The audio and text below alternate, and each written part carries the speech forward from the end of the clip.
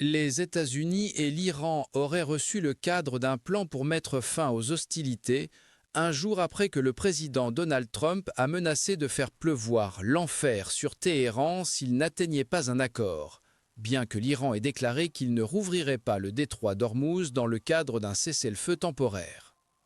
Selon les médias étrangers, rapporte BuzzPlus, le plan de paix comprend une approche à deux niveaux avec un cessez-le-feu immédiat suivi d'un accord global.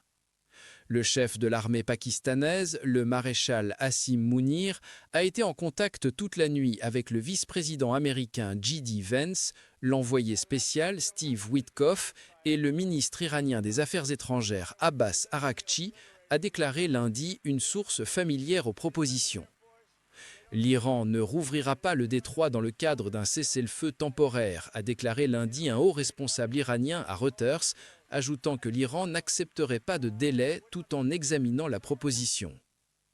Axios a rapporté pour la première fois dimanche que les États-Unis, l'Iran et les médiateurs régionaux discutaient un cessez-le-feu de 45 jours dans le cadre d'un accord en deux phases qui pourrait conduire à une fin permanente de la guerre, citant des sources américaines, israéliennes et régionales.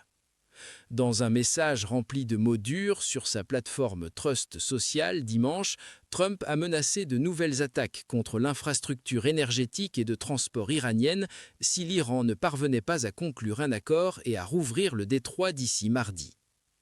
Pendant ce temps, de nouvelles frappes aériennes ont été signalées toute la région lundi, plus de 5 semaines après que les États-Unis et Israël ont commencé à frapper l'Iran dans une guerre qui a tué des milliers de personnes et endommagé les économies en augmentant les prix du pétrole.